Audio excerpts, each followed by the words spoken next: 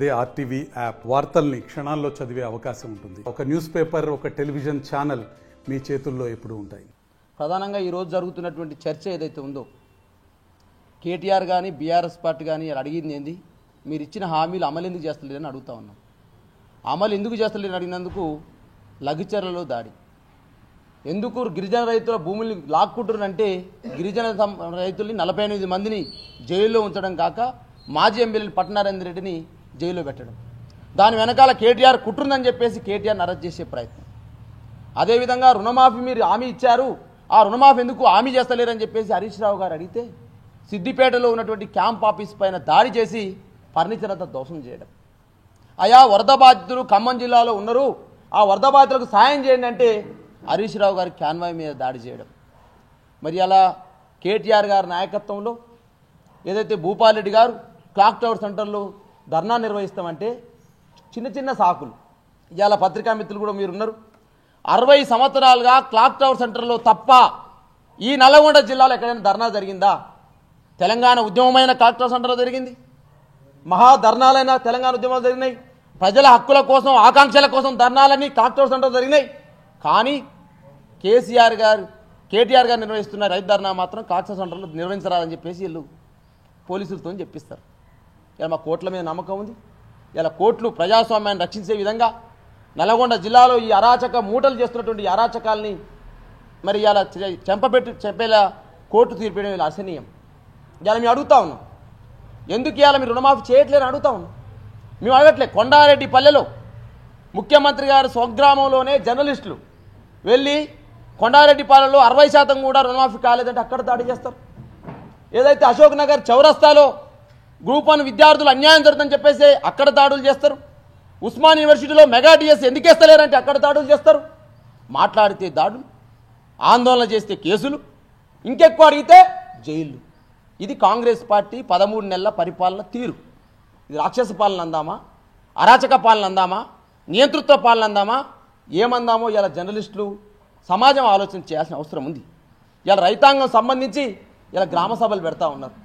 ఈ గ్రామ సభలలో 3410 గ్రామాల్లో నిన్న గ్రామ సభలు నిర్వహిస్తే ప్రతి జిల్లాలో ఆందోళన మొదలైంది, ప్రతి జిల్లాలో ఆర్తనాదాలు మొదలైనవి.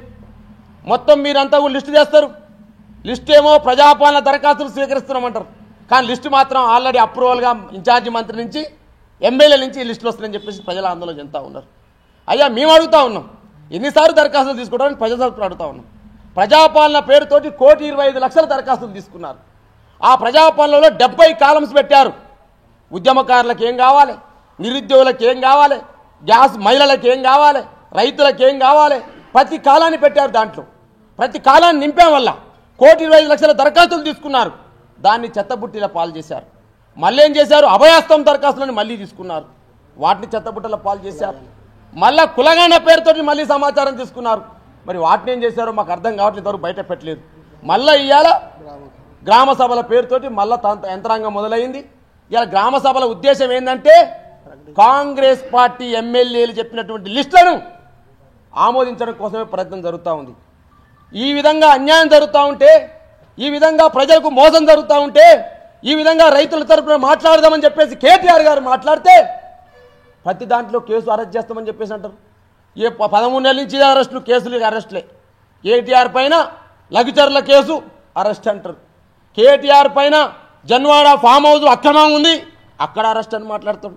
అదేవిధంగా రాజు పాకాలని చెప్పేసి అలా బామ్మార్ది గృహప్రవేశం చేస్తే ఇక ఏం చేయాలని నాకు అర్థం కావట్లే. పోలీసు వాళ్ళే తమ డ్రెస్సులలో గంజాయి పెట్టుకొని పోయి ఇలా గంజాయి ఉందని చెప్పే పరిస్థితి దాపురించింది. అంటే ఆ విధంగా రాజు పాకాల దాంట్లో ఇక ఈ మధ్యన F1 ఏదో F2 రేస్ ఏదో తీసుకొచ్చింది. దాంట్లో ఏం జరిగింది అర్థం కావట్లే. ఈ రేస్ అని తీసుకొచ్చినారు. ఈ రేసులో నేను అడుగుతా ఉన్నాను, 13 నెలలుగా 12 సార్లు ఆరోపణలు చేశారు కేసీఆర్ పైన.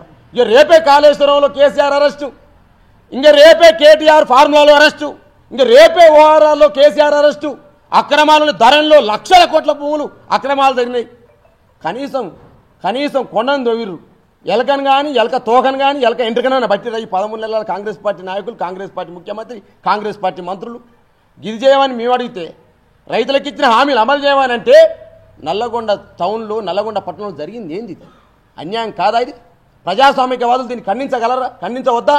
ప్రజాస్వామ్యం ఎక్కడ కూని అవుతా ఉంది అర్థం చేసుకోవాలరా. ఇక్కడ ఉన్న మంత్రి గారు రోజు మొత్తం కళ్ళబొల్లి మాటలు చెప్తారు కదా, ఇక్కడ ఉన్న ఎమ్మెల్యేలు కళ్ళబొల్లి మాటలు చెప్తారు కదా. నీ అనుచరు చేస్తున్న రాక్షస క్రీడల్ని ఆపరా మీరు? ఒక మాజీ ఎమ్మెల్యే మున్సిపల్ ఆఫీస్కి వెళ్ళి కమిషనర్ గారిని ఎట్లా మీరు ఫ్లెక్సీలు దొరికిస్తారని అడగడం తప్ప? రైతు ధర్నా పెట్టుకున్నాం, పద్ధతిగా మేము అనుమతి తీసుకుంటున్నాం. ఒకవేళ మీరు ఇవ్వకపోతే హైకోర్టుకు పోతాం, తెచ్చుకుంటామని చెప్పేసి మేము కమిషనర్ ఆఫీసుకు పోతే కమిషనర్ ఆఫీసులో మంత్రి యొక్క అనుచరులు ఇష్టం వచ్చినట్టు మా నాయకత్వం పైన దాడి చేయడం కాక, దుర్భాషలు ఆడమే కాక, పూలకుండీలు ఎత్తేయడమే కాక, వాళ్ళ ఆఫీసులు వాళ్ళు పాల్గొట్టట ఏం చేస్తారో చూద్దాం, వాళ్ళ మీద కేసులు పెడతామనే మాటలు మాట్లాడుతూ ఉంటే ఓ ప్రజాస్వామ్యమా ఎక్కడ పోయింది నల్లగొండ జిల్లాలో అడుగుతా ఉన్నాం మిత్రులారా. ఇది విధంగా అన్యాయాలు చేస్తున్నటువంటి ఈ యొక్క కాంగ్రెస్ పాలన పైన మరి ఇలా హైకోర్టు చెంపపెట్టలాగా తీర్పు ఇచ్చింది. రేపు 28వ తారీఖు రోజు రైతాంగం తరలి రావాలి, 28వ తారీఖు రోజున మహిళలు తరలి రావాలి. ఎందుకంటే మహిళలకి ఇలా దోకా చేసినారు. 2500 రాలే, తులం బంగారం రాలే, కళ్యాణ లక్ష్మి చెక్కులు రాలే, గ్యాస్ ఇవాళ ఎంతమందికి వస్తుందంటే సుమారు 60 లక్షలు అన్నారు, 40 లక్షలకి ఇస్తా ఉన్నారు ఇవాళ. అదేవిధంగా ఉచిత విద్యుత్ అని చెప్పేసి 200కు ఉచిత విద్యుత్ అన్నారు, అది ఎంతమందికి వస్తుందో అర్థం చేసుకోవచ్చు. ఇవాళ రుణమాఫీ విషయంలో దోకా చేసినారు. ఇవాళ రైతు భరోసా వచ్చే పరిస్థితి లేదు. ఇవాళ 4 రకాల తీసుకుంటున్నారు, రేషన్ కార్డులని, ఇందిరమ్మ భరోసా కార్డులని రైతులని, అదేవిధంగా అనేక రకాలుగా ఇవాళ తీసుకుంటా ఉన్నారు. ఇలా అడుగుతా ఉన్నాం, ఇవాళ రైతు భరోసా మీరు ఇస్తున్నది ఎంత? 15,000. ఇవాళ ఇస్తున్నది ఎంత? 12,000. కౌలు రైతుల పరిస్థితి ఏంది? రైతు కూలీల పరిస్థితి ఏంటి? ముసలయ్య గతంలో అన్నాడు, ముసలమ్మకు ముసలయ్యకు ఒక్కడికే పింఛన్ ఇస్తున్నాడు కేసీఆర్, మేము వస్తూ ఇద్దరికి ఇస్తామన్నాడు. ఇద్దరికి ఇచ్చిర్రా? అదే 2,000 ఇస్తున్న పరిస్థితి కనపడతా ఉంది. రుణమాఫీ ఎగ్గొట్టిన పరిస్థితి, రైతు భరోసా ఎగ్గొట్టిన పరిస్థితి, ముసలయ్యను రోడ్డు మీద పడేసిన పరిస్థితి. ఇలా డయాలసిస్ పేషెంట్లు, బోధకాలు వ్యాధి వాళ్ళు ఇలా అడక తినే పరిస్థితి ఊళ్ళల్లో. అంటే కాంగ్రెస్ ప్రజాపాలనలో అడక తినే పాలన తీసుకొచ్చిర్రు. కాంగ్రెస్ ప్రజాపాలన అన్నారు కదా, సామాజిక న్యాయం 7వ గ్యారంటీ అని చెప్పేసి మాట్లాడినారు. అయా సామాజిక న్యాయం అనే 7వ గ్యారంటీలో సంక్షేమ శాఖ మంత్రి లేడు, హోంశాఖ మంత్రి లేడు, విద్యాశాఖ మంత్రి లేడు, గిరిజన శాఖ మంత్రి లేడు. ఏమన్నా రేవంత్ రెడ్డి కేసీఆర్ 3 నెలలైనా మంత్రివర్గం చేయడా అన్నాడు రేవంత్ రెడ్డి గారు. రేవంత్ రెడ్డి గారు అంటే మాకు గౌరవం ఉంది. అయ్యా 13 నెలలు అయింది కదా, 13 నెలలు అయింది మంత్రులు లేని పరిస్థితి ఉన్నది. ఇవాళ 13 నెలల్లో కేసీఆర్ అప్పులు చేసినాడు. 13 నెలలు ఈయన అప్పులు చేసింది కదా, 1,47,000 కోట్లు అప్పు చేశాడు. మేము అప్పు చేసినని మాట్లాడుతున్న వీళ్లకు మా ముందర కాళేశ్వరం ఉంది. నల్లగొండ జిల్లాలో అదేవిధంగా నల్లగొండ జిల్లాతో పాటుగా 33 జిల్లాల ఏర్పాటు ఉంది.